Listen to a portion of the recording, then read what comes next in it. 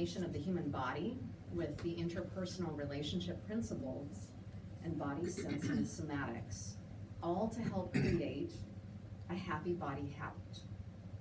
Jill's approach works for people interested in creating happier relationship with their body. Now, who wants that? Happier relationship with our body? Yes, please. Yes, please.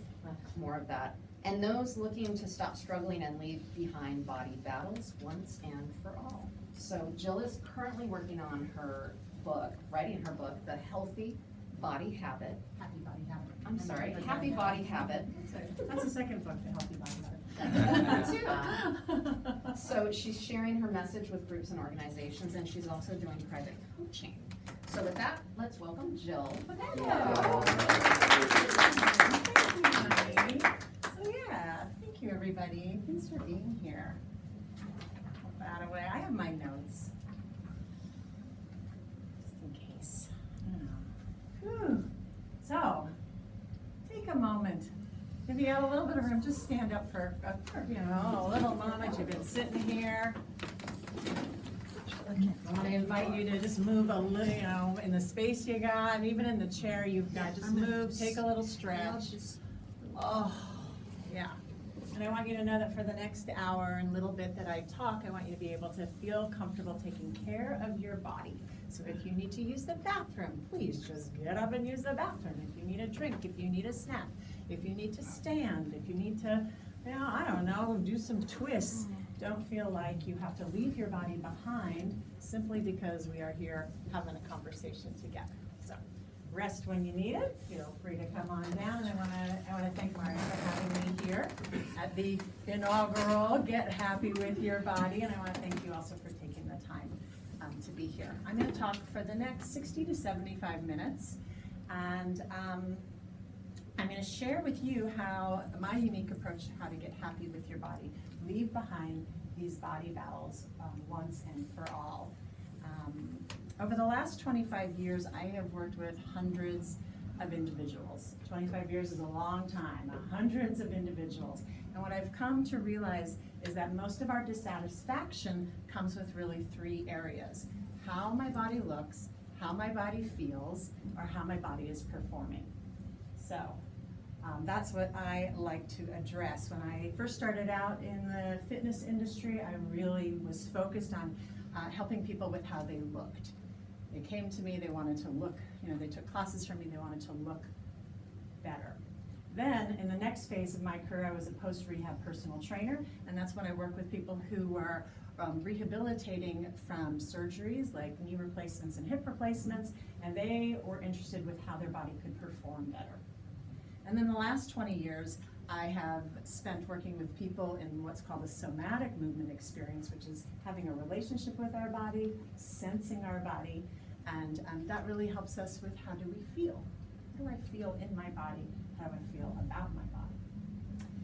So what I've realized is over these last almost three decades, is that getting happy with our body, staying happy with our body, is really about fostering a relationship between myself and my body. Very similar to how I would foster a relationship with a new friend or foster a relationship with a spouse or a partner. And then I can actually do that with my body. Yeah. All right, so the problem is that many smart, who feel smart, disciplined, yes, and health conscious individuals, when it comes to where we thrive in all areas of our life, but when it comes to our body, it seems to be this gap and this unknowing or this dissatisfaction. That's where we feel frustrated by how our body looks, confused by how it acts, or discouraged by how what it's doing, how it's performing. And what I see the problem is that the common approaches that are out there, which is like diet and exercise, that seems to be the most common of our approaches that are out there, what we have to work with. They paint our picture like some kind of machine that needs to be fixed, or that we are some kind of people that just need more willpower. And for certain, many of us may even feel more overwhelmed than ever by like, what do I eat? I have no idea. Do I eat gluten? Do I eat wheat? Do I eat carbs? No, I don't eat carbs now. And what do I do? Do I do interval training? Do I vigorously exercise? Do I walk? And so I don't know how many of you feel a little overwhelmed by all the information out there, because it constantly seems to be changing. So this is one of our problems. The messages that we're getting are our body needs to be fixed because it's broken. And if only I had more willpower, then I'd be able to get my, what together. And that the information that we get is constantly changing. 1 minute, this is good for me, the next minute, this isn't. And so what I say is, what is a human with a body? What should we do? We are a human with a body. So I feel you. What should we do? Well, I have a suggestion. And what I suggest to you is that the key to being happy does not lie in the latest fad diet. It doesn't lie with unique or rigorous exercise programs. And it's not about developing more willpower. The solution doesn't lie in thinking that someone else knows what's good for you. And it certainly doesn't lie, and I cringe when I say this, that someone needs to whip me into shape. I mean, think of that statement. I mean, and I maybe have years ago kind of had a mentality like that, but that's not the key solution. What I suggest is that, and feel free to write this down in your little handy book, you'll notice that I left places for notes so that after this talk you can go back and refer. On the inside there's notes section, but feel free to write this down, that the solution to creating a happy habit is when we align our choices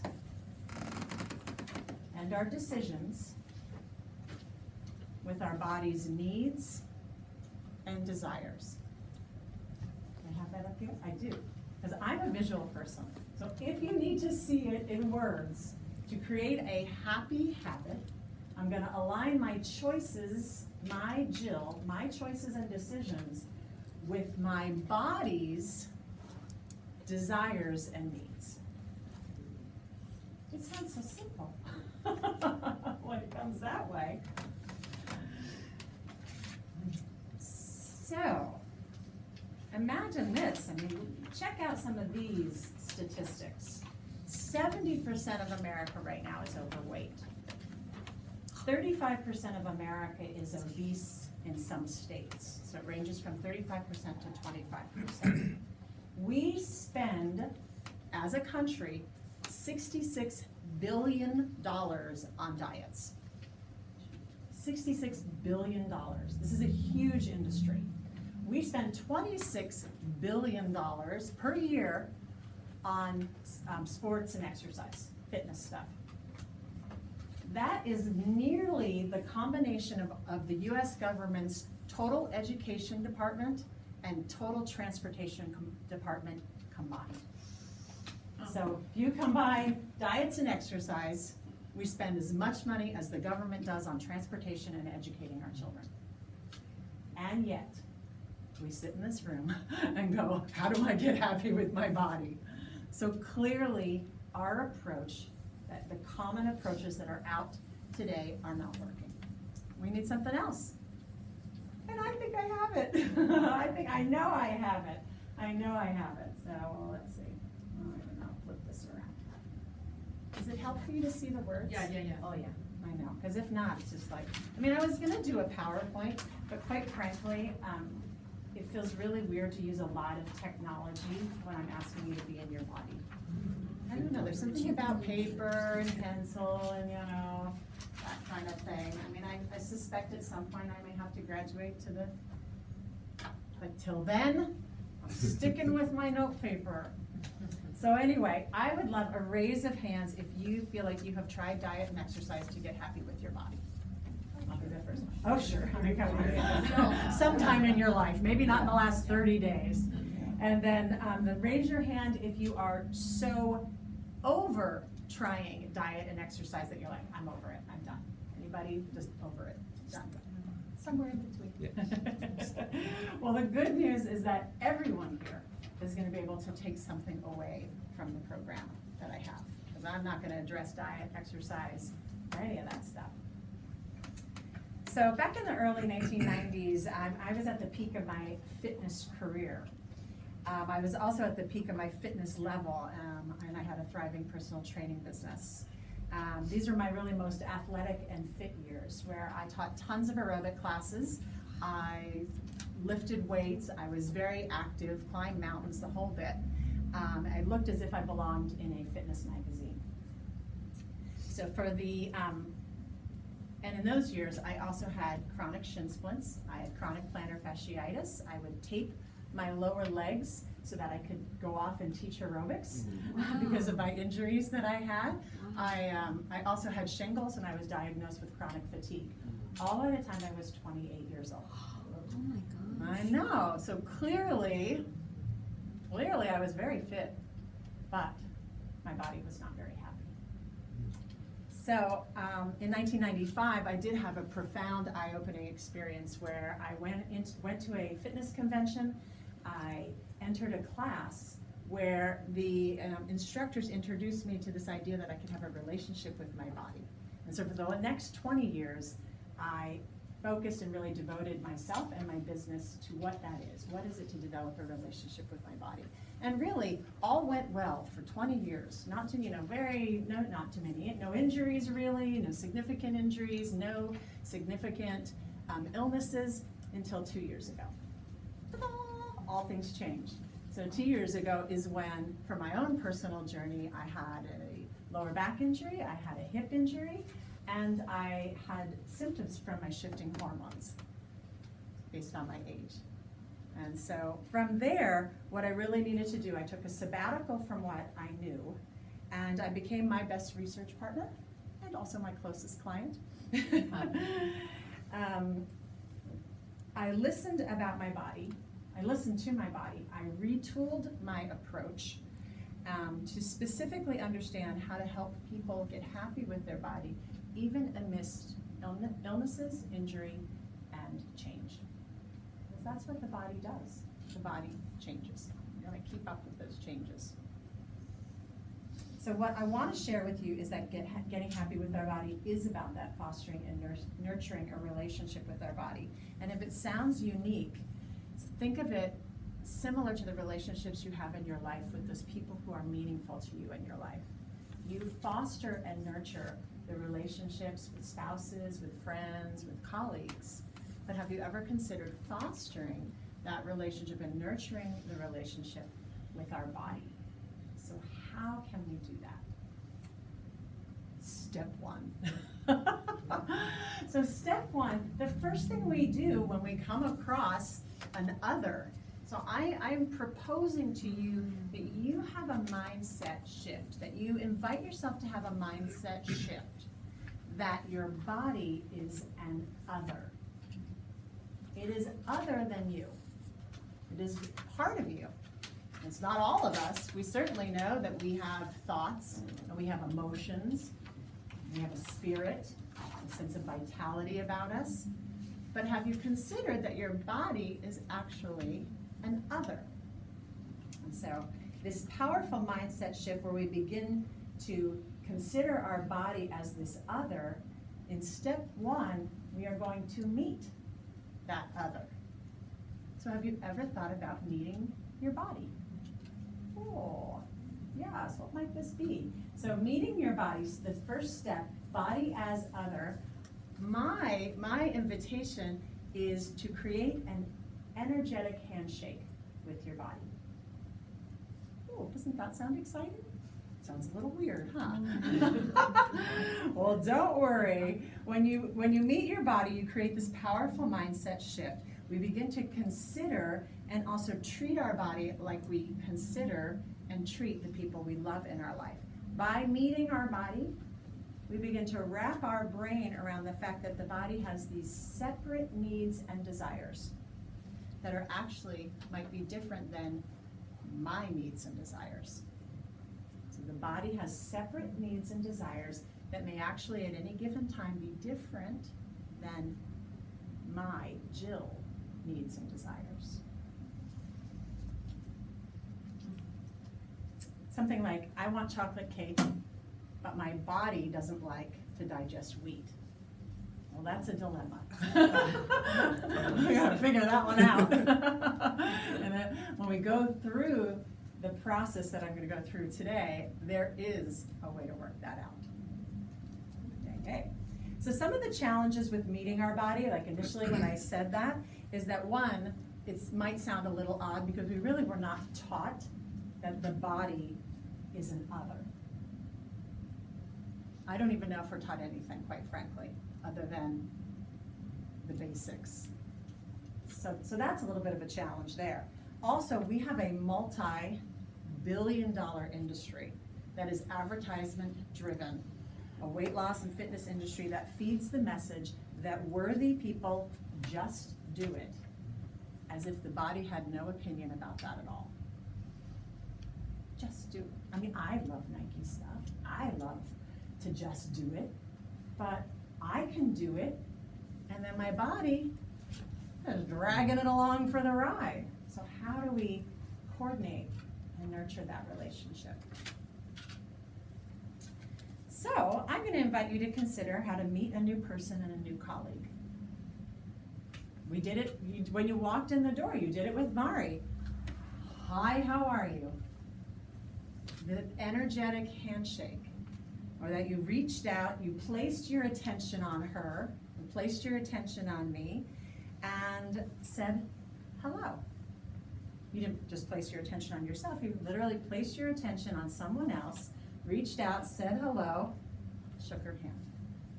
So how about if we consider, just like an energy handshake, that we can reach with our mind and place our attention on our body. So we're going to practice that. So how do I use my mind to place my attention to meet my body? All right, so we're all going to close our eyes, me included. So rest up, close your eyes, no one's looking at you. I'm going to do anything crazy here. I'm going to take a nice deep breath, please. Kind of center in. And your mind is going to reach out in an energetic handshake, and it's going to place attention on your feet. Just let your mind find your feet. And if your feet wiggle around, that's fine. That kind of helps us find. Feel free to wiggle them around a little bit and just focus. Place your attention on your feet. Great. And maybe place your attention on one more body part. Up to you. Wherever, it doesn't matter. Could be an organ.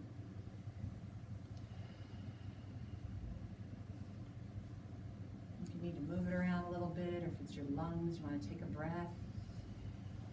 And just say, hello, feet. Hello, lungs. And then feel free to open your eyes. You might feel a little different already. Yeah. Now one thing, so that's meeting your body. That is how simple it is. Wouldn't that feel good to do? It just doesn't take very long, does it? All the time I'm sitting in the car and standing at the grocery store, I can just pull out this one little tool and I can meet my body. Just brings me into my body and creates that energetic handshake. Some of the challenges, whoops, I already talked about challenges. So what else we can learn from this step of meeting our body is that sometimes we have other players in the game. Meaning we have a mind, it's like the room is crowded. We have a mind, we have emotions, we also have a spirit, and sometimes the mind will hijack the introduction. I don't know if you've ever been to a party where someone's like, hi, and then all of a sudden somebody just comes right in and is like, waves. It would be quite rude, wouldn't it? Well, this is how I consider. So one of the other things that I teach people to do is that when they're meeting their body, to just hold court and let the mind go on sabbatical for a little bit, so that the mind doesn't think. Like the minute I meet my knees, the mind doesn't go, oh, well, I've got bad knees. Or if I meet my butt, and oh, my butt feels squishy right now, it's fat. Those are mind thoughts. Your body does not think your butt's fat. Your body has no idea. It has no opinion whatsoever. That's I think that sometimes is the confusing thing, is that sometimes we think our body has an opinion about how we are, and it really doesn't. Body is just meeting demand. It's just keeping us living. It is just a beck and call. It is just this beautiful, honorable servant to us, this sacred servant to us.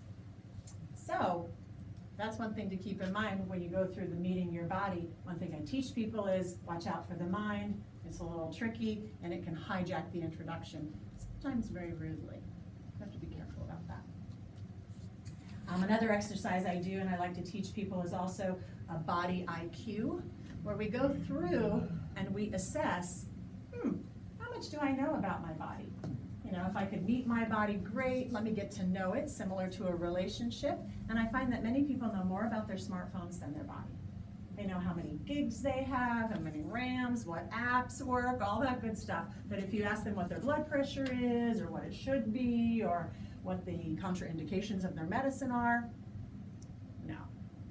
And so what I really like to encourage and help people do is raise their IQ about the human body. If they've had a surgery or an injury, what did that surgery do? You know, let's raise our IQ a little bit about our body. It gets us to meet our body better. So not long ago, I really had a privilege of spending 6 days in a hands-on human dissection course. And in that human dissection course, I got to do exactly what it sounds like. I got to dissect a human body. And there is no other profound way I have ever felt where I really got to meet a body. Because this body did not have a mind that was active. It did not have any emotions running through it, and it was lifeless. It did not have spirit. In fact, so much so that we actually in that course don't call them human bodies. We call them human forms. It is the form. So, so what I found is that I can meet a human, if I can meet a human body while it doesn't have life, and get to know it and meet the heart by touching it, meet the brain by touching it, meet muscles by literally, I caught myself petting them one day. I'm like, oh, these nice muscles. Certainly we can meet our body while we're alive. It's part of us. So as we begin to embark on this new relationship, we now have met the other. However you want that other to be, similar to a colleague or a friend, you've made that first introduction, you've met them, what would be the next step? There it is. The next step would be, in order to get to know someone or some body or our own body, it would take listening. It's so nice to be listened to, isn't it? Don't you feel good when people, like, I feel so good, you're listening, you're nodding. Like, the act of listening is an act. I mean, it takes practice. So that is my next step. That when we listen to our body, this is where we're like little sponges. We are receiving information. And we can practice how well we do that with a colleague, a spouse, a friend, because we want to gather information. That's the point of listening, isn't it?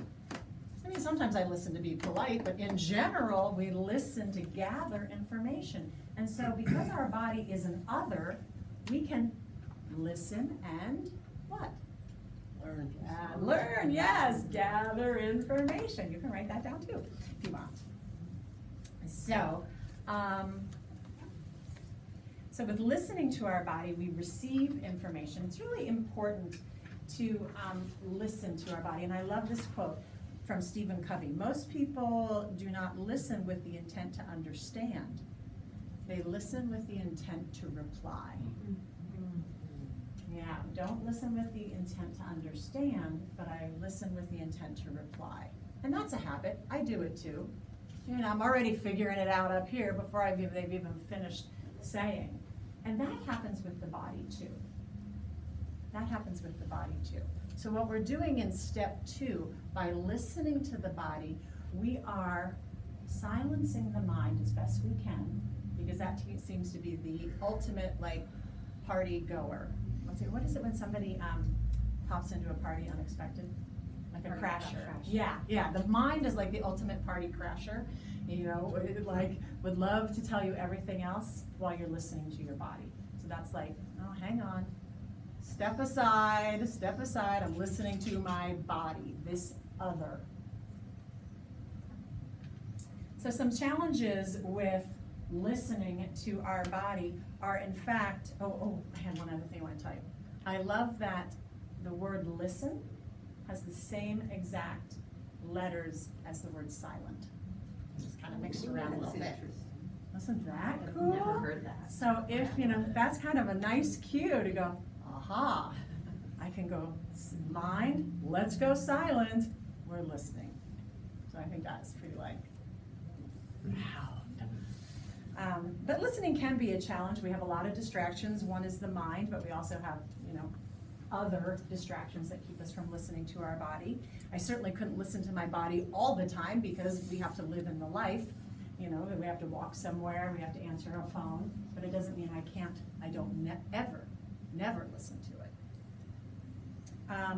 Another challenge to listening in this step 2 is that the body has a language. Wouldn't it be great if the body just like, oh, my knee is sore, and this voice was just like, hey, it's sore because you ran that extra, or I need new shoes. I mean, it would be so awesome if it just directly said in English what it needed. But you see, the body has its own language.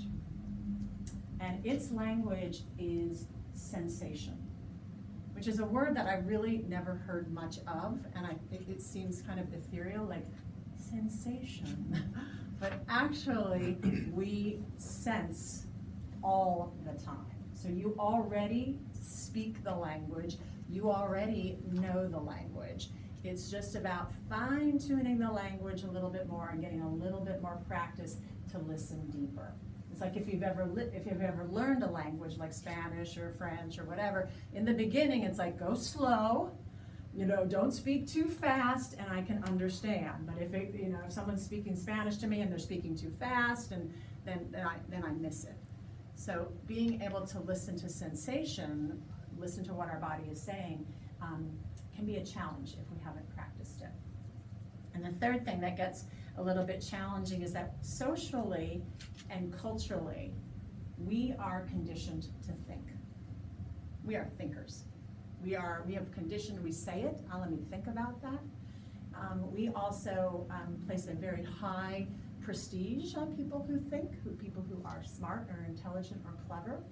And so I propose we're kind of missing a little bit when we can be thinking and sensing human bodies. That's what I propose. So one way to listen to your body is this practice I call body scanning. So body scanning, similar to I have a visual of a laser printer. And then out comes the result. So body scanning, you can do it anywhere. You can do it any time. It's great because it engages the mind. And so anytime we can engage the mind, bring the mind into the party and give it something to do with the body, then it allows the body to be a bigger player so that the mind doesn't hijack the body's communication to you. So let's just do this again. Take a moment, close your eyes, nobody's listening, or nobody's looking, not even me. And we are gonna practice scanning our body. And maybe let's start at the top. And just take your laser scanner of your mind and have it begin to scan down your body. And what you're scanning for is something that draws your attention. What you're scanning for is sensation. Sensation may be pressure. So you can scan and say, okay, I'm looking for a place where I feel pressure.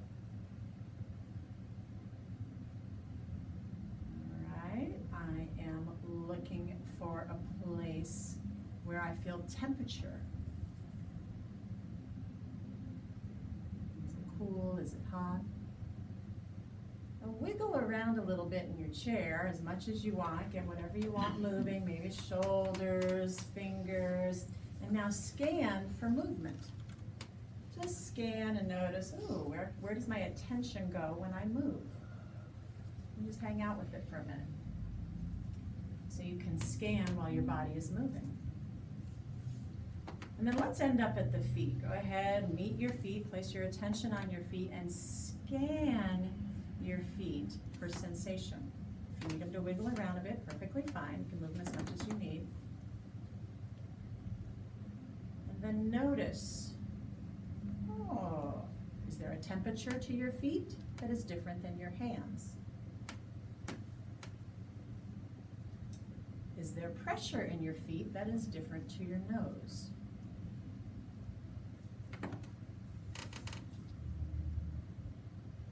Is there texture around the skin of your feet that feels different than the texture of your right arm?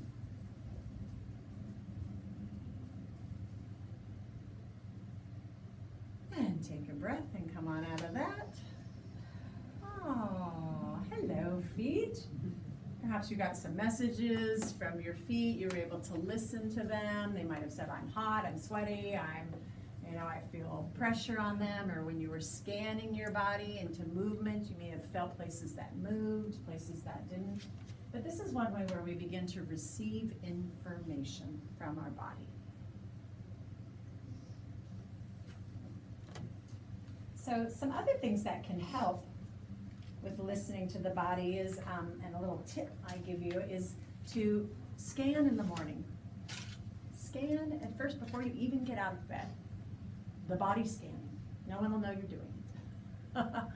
And you can start top to bottom, bottom up, and whether you're moving joints, you're moving your body, your skin against the fabric of your sheets, whatever you're doing, allow your mind to scan your body to receive messages about how your body is feeling this morning. Do you have places that need more attention? Do you have places that feel great? And it's a wonderful way to make a connection right away, one that you can do throughout the day. All right, does anybody need to stand up a little bit? Good, because that's coming next. You're welcome to stand up now, but that's coming up next. So the third step in this process of developing a relationship with our body. So we've met the body, you've now listened to your body, gathering information. The third thing is choose. How do I choose my body? And choose to me is recognizing that we have a lot of options.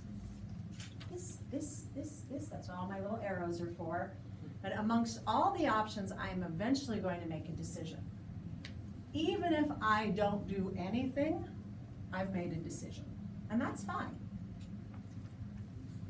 So step 3, choose our body, options and decisions. And the most important part about this step, I find, is simply recognizing there are choices. There is a buffet of what we can do in connection to build a closer relationship with our body. We come back to this framework of being in relationship with a friend. So imagine if you have a friend and they were sharing with you and you were listening, and they were sharing, they were feeling a little lonely, they weren't getting out enough, maybe they were having some dissatisfaction, and of course they asked to spend more time with you.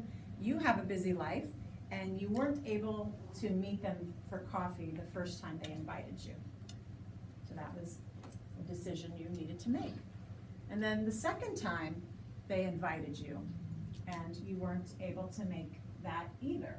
And by the third time that they've invited you to spend time with them, perhaps the relationship is starting to feel a little strained because they're reaching out to you and and you have some choices and options, but your decision is I can't make it. Now, that relationship could get strained to the point where you don't speak to that person any longer, or they're not in your life any longer. We don't really have that option with our body. We just, I mean, we do, it's at the very end. It's not a pretty picture, but, so if we don't have that option, and also what the option that this individual could do, so like if stumbling around here, some other options to just saying no to, so that you can communicate that you care to your friend, could be writing them a card. Now, I can't make coffee, but I'm gonna send them a card. I can't make happy hour, but I'm gonna send some flowers or call. Or I'm gonna say, I can't meet that time, but I can do this. Can you meet me here? So that the option just doesn't have to be, no, I can't see you, but the instead, or the decision, instead, I've got a whole bunch of other options in order to show that I wanna have a relationship with you, that I'm in your life, I'm listening to you, all of that. So lay that framework and put your body in that position as your friend, as the other. So your body is sending messages saying, oh hey, foot hurts, or oh hey, digestive system is a little out of whack, or oh hey, whatever. And we have, instead of just, I don't wanna know, I don't wanna hear, instead we can start to have multiple choices, multiple options. So that doesn't have to just be, I wanna lose 5 pounds, therefore I must go on some strict rigorous diet that makes me miserable. There's so many more options that as we flesh those options out, we begin to come up with a decision that works for both me and my body and the other. And then this is how we begin to make relationships work. Kind of that ebb and flow. So it may sound a little woo-woo or even confusing to where, whoops, hang on. Wait a minute. I have a good point here coming up. Oh, all right, we're choosing our body.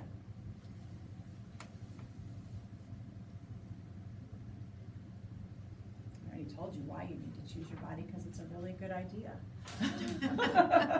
Because I said so.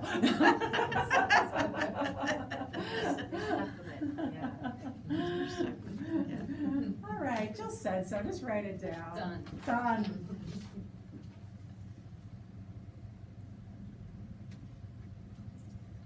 All right, so here's how we're gonna do it. One way is to place your attention on your choices and recognize that you have many choices. You can go back, and similar to how I treated my friend, I can go back and look at how some of my choices are that I've taken with my body. And I encourage you, and when I work with people, I really encourage that when you do this kind of going back and looking at the choices, and even ultimately the options and ultimately the decision you made, is again to really be careful of the mind and what it can come in and say and do and shame and blame. And we really, that it would benefit us to come in and look at the options that we had and the choice or the decision that we made, and really to do that from a place of clarity, lack of judgment, and even in a place like from the body, because the body doesn't judge. So if the body doesn't judge, then what should we? Like, who's that? That nasty mind, I don't know. Some other things to learn from this choices is that we get to understand how emotions also feed our choices. And that's part of the shaming and the blaming. That if I make a choice and then I feel bad about it, that tends to spiral my next choice. It's like a ripple effect. Blame and shame can pollute that relationship between making my next choice. For example, so last night I had dinner and I went out and had a hamburger and French fries. I know, yes. Okay, I didn't have a full, my digestive system doesn't love wheat, so I took off the top of the bun, so that was a choice. And I didn't eat all the French fries, so that was a choice. And so I had options within my dinner and made a decision. And ultimately, when I woke up, I noticed an outcome, which gets us to our very last step. So in this building a relationship with our body, the fourth step in order to thrive in our body is to pay attention, to place our attention on our outcome. The outcome of that choice, and then once I'm able to place my attention on my outcome, then I just go back, I rinse and repeat and adapt what I did. So hang on, I'm gonna make that even a little bit more clear. So thriving in our body is very personal. It's a rewarding relationship with our body, and it's based on this accumulation of the other three steps. Meeting my body, listening, choosing. And when I'm able to pay attention, when I do these three steps, and I'm able to pay attention to what was the outcome of this. What was the outcome of eating that hamburger and the french fries? I just wanted. Yeah, the outcome was I had night sweats last night. I woke up and like my top was nearly, I mean, it wasn't all sweaty, but I was sweaty. I woke up this morning really thirsty. And I also woke up kind of like foggy. And so for me, it was all about, okay, this was the outcome. I rinse and repeat is what I call, like I just went back up here, kind of rinse out any judgment about it, and go back up here, meet my body, do an energy handshake, like, oh, what's going on in my head? I'm all foggy. Listen to my body. Oh, it feels like foggy, feels like this heaviness. And then just know that I can make options and new decisions. So I'm drinking more water today. I'm not gonna eat meat today. I'm gonna eat more fruits and vegetables today. I'm just gonna have different options and different decisions. And there's no baggage about that.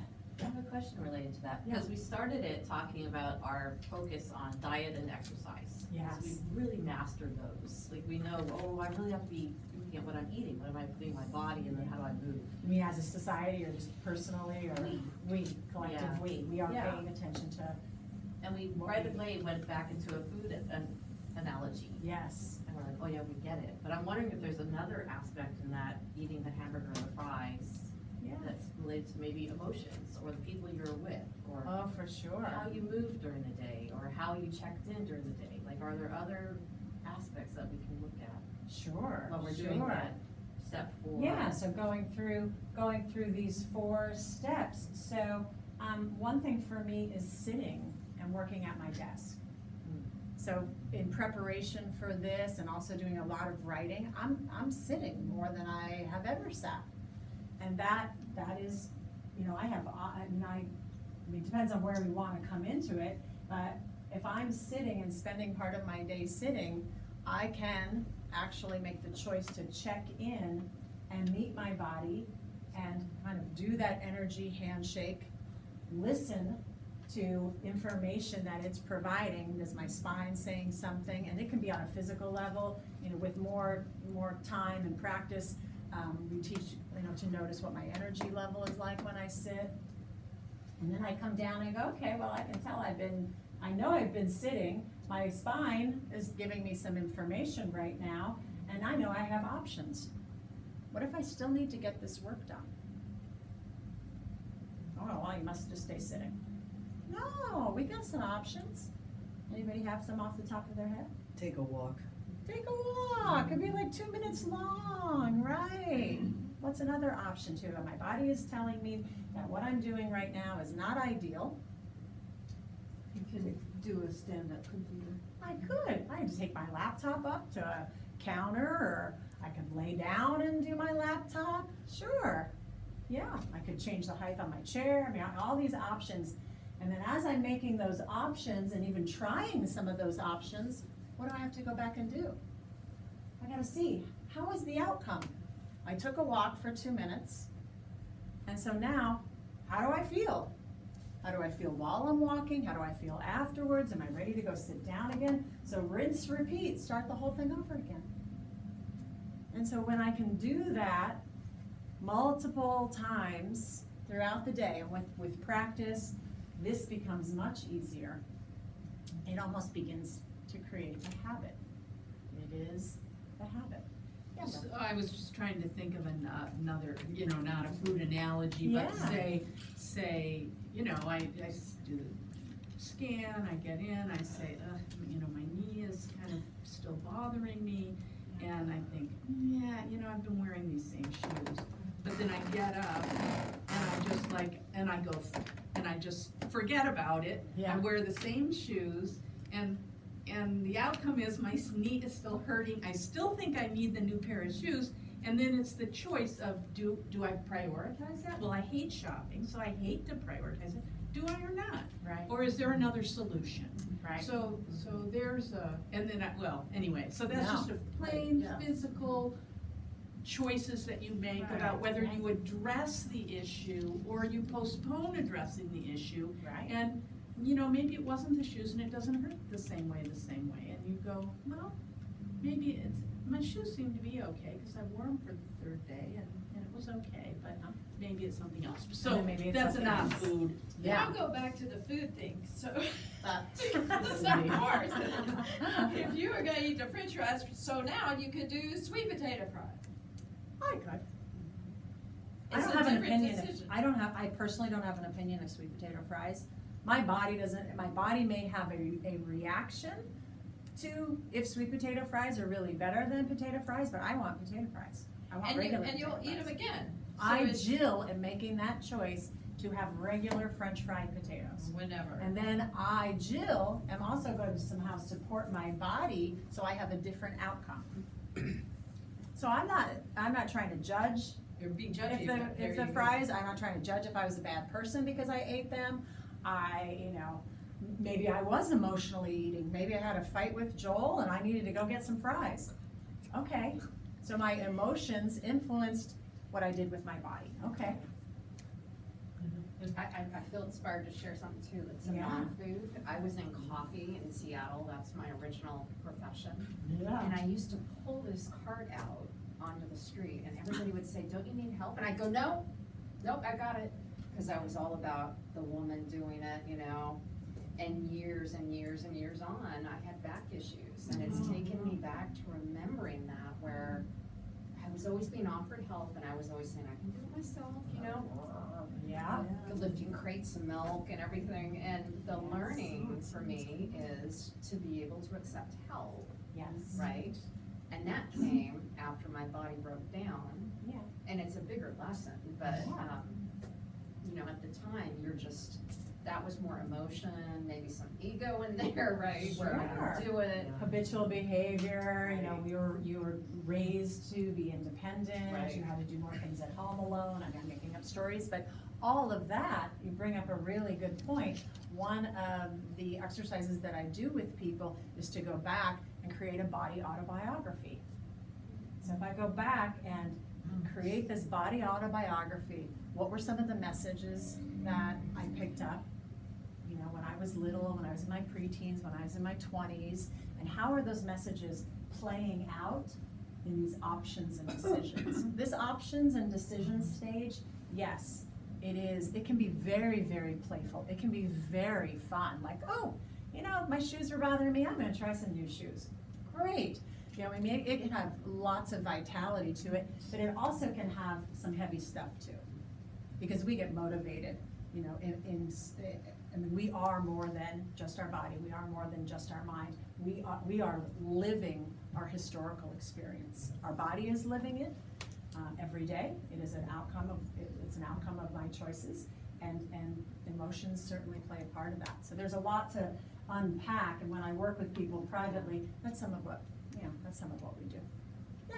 So I'm just, I just got over an episode of gout that I inherited from my dad. Yeah. And like the dietary needs for the condition of gout is just so all over the map. Like there's vegetables that have high purines, there are different like meats and other things that you can't intake unless you want to have another episode. But anyway, I've been thinking about going vegetarian, which I tried a little while ago, and one of the areas I'm struggling with that decision is not so much my own emotional, well, it is attached to my own emotional feelings about it, but like external social influences. Like I've been a foodie my whole life, Yeah. and one of my closest friends, you know, we go out to eat a lot, and you know, she's always like, oh, you're gonna get that salad, or oh, you're gonna get that, you know, why don't you get, this is the dish that you get when you go to this restaurant. Right. And I'm like really good friends with her, so like Yeah. part of me is like, okay, how do I resolve this? Like I'm not going vegetarian because I don't want to eat meat. I just need to eat meat less. So like maybe if I just eat meat when I'm out with my friend With Karen. her. yeah, That would be right? one option. Yeah. Or I Have to could talk just to her about it is another Yeah. option. totally. I think like- get her on Absolutely. board to support you with what you need. oh yeah, totally. Yeah, and why? Right, Sometimes they need to know why. Jill, right. Yeah. you know what I'm getting out of this, which I never thought of before. Oh, that's good. And I'll bet you all of us here, we've spent a lifetime conquering our body. I've never even thought of, okay, sometimes when I drink wine, I get burning heartburn, like a fire stick down me. Sure. So all I do is just sit there and go back and drink the same wine. And I've never You said, could do that. well, we do that with your Yeah. french fries, whatever you Yeah. bread. That's a food thing, but an injury, the same thing. Do we really stop until the injury or the sickness puts us on the couch and we can't get up, or the injury hobbles us so bad we can't even hardly walk? Have we ever said, oh, body, what would you like me to do? Yeah. Maybe I just need to drink less wine, maybe just a generic different thing. kind of wine, maybe I need to have food with wine. Yeah. I mean, it's boy, just- the options are it's- endless. But it's just kind of How a generic neat. thing, we always think of conquering the Fixing, body, and conquering. over, okay, Yeah. we can do this, That's why I right? call them body battles. My mother Yeah. Body battle, pretty. used to Yeah, drink yeah. Maalox before going out to dinner. It's a choice, you know, it's a It's decision. a She was like, decision. But what is so Yeah. cool about both of those examples, and also your example, JC, is that you guys are already in this process. You know that you already been sensing an organ in your body and what happens when you drink wine. So you're already meeting it, you know, maybe you've met your esophagus, you know, your stomach, you're listening But we to all- it, and you're just down in this range where you're starting to recognize, you know, you start to unpack a little bit of And these the options and decisions these we've always made decisions. is just forget it, leave it alone. That- Bad knee, I would go ag- until you're hobbling so bad you have to go see a That's sports why I doctor. love this stage, because Yeah. I would invite other possibilities. Yeah. And that, Thank you. and then you don't even have to feel like I'm giving anything up. That for me, making, you know, kind of moving in that direction towards my body and something that feels good with my body is something I wanna do because my body gives me so much back. That's relationships. I wanna send flowers to my friend when I can't meet her for dinner because I wanna stay involved in that relationship and I nurture it. Yeah. I think we can, I think, I'm just listening to what she's saying, I was thinking about my sister-in-law yesterday. I love who- everything about everybody Yeah, else. who just had like severe knee replacement. I mean, she had let her knee go so long that it just was, I mean, her leg didn't even look normal. And it was, she just would live with it, and keep doing it, and it was literally all based on the fear of changing it. Yeah. And it was gonna change for the Oh. better, there's no way it wasn't gonna change for the better. There's a lot to be afraid of, though. But the fear aspect of what your mind can do to jack up your body is huge. And I see that and I go, how Oh. amazing is her body to just sit there Oh, and keep Yeah. plugging along, just waiting for the moment where she goes, okay, I'm finally ready. right. I mean, that is, Crazy. to me, the beauty and the power of that other, of our body, is it just shows up. It just keeps showing up. What do I got going on today? Okay, I got a little hamburger in my stomach I'm digesting, I got a little extra sodium, so I'm gonna kick in a little bit of this, you know, the liver's doing that. Like, it just shows up and is ready to go to work. Okay, working so Jill can get up out of bed, you know, that kind of thing. It's really pretty fascinating, yeah. So just as a quick step, I have just 5 more minutes here, is it part of this thriving in your body, this outcome, adapt, rinse, repeat, since it can kind of be a little heady, is I'm gonna have you take a moment, close your eyes. I'm gonna invite you to meet your body where it is. That's just that's like, you don't have to think about anything. You're just extending your energetic handshake. You can do it to your entire body or some piece of your body that you wanna meet.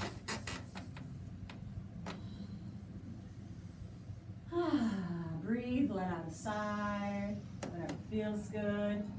And with that part that you've met, or your entire body, just take a moment to listen based on what you feel. And I mean feel physically, what you sense. Pressure, temperature, textures, pain, pleasure. Typically this will be an adjective, fluffy, light, tense.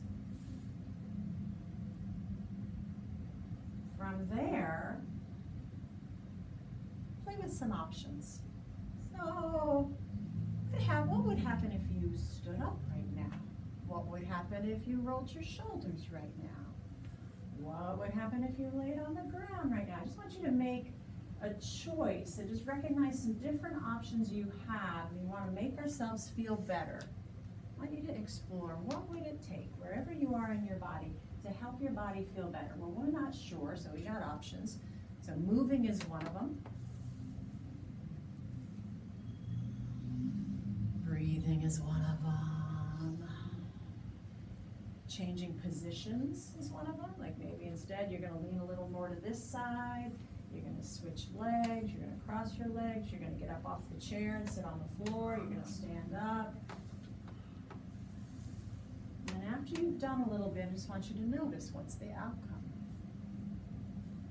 And this is a little bit of your mind, but it's also your body. And so that quickly, you made a body connection. You begin to build and make an investment into that relationship. So I realize that I have been doing all the talking. Mile a minute.